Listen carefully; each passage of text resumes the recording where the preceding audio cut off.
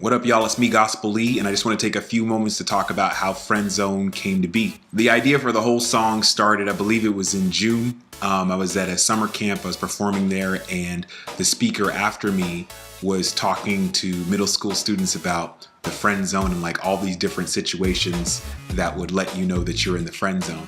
And I remember thinking to myself, I could really relate to this. Like me being, so much older than these middle school students, I can relate to these situations because I've been in that place so many times. For me, I'm like, man, I've been in that situation. Man, that's happened to me before. Man, I was friend zoned like that. So I just kind of put the idea in the back of my mind. I was like, I think we should do a song about that. I think that it would be a really cool idea. So November of last year came around and I was thinking, man, wouldn't it be cool if we made this friend zone song and released it out around Valentine's Day? So that's really when I took it from the back of my mind and began to actually physically work on it. One of the challenges that I faced when writing Friend Zone was taking the awkward friend zone experiences of my past and trying to bring them into more modern day terms that the listener could identify with. Like back in the day, we didn't have Facebook or Twitter. We just had passing notes to people and really that was it, and phone calls and things like that. Like we actually call people up on the phone and everything. I really wanted to kind of take this song and play out the whole process of being friend zoned.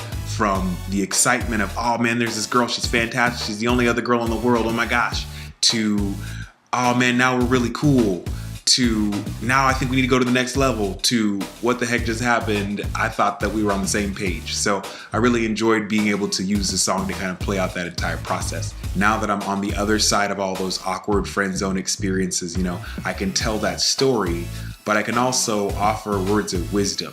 And that's really what I wanted to, the message that I wanted to leave the listener with is, you are worth somebody that likes you like you like them.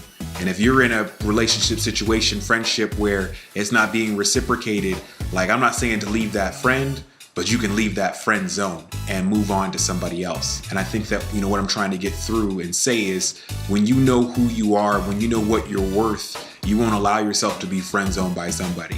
If they're not really trying to, take it to the next level, then you can just leave them there and pursue somebody else that is, because you're worth that. So I really wanted that to kind of tie in and really tried to put that in the third verse. This beat was probably the most challenging beat that I've ever written to ever. For me, it was like straight pop, like the poppiest beat that I'd ever heard, as far as listening to rap to. There was actually a moment where I was thinking, I can't do this. I can't write to this song. It's too poppy.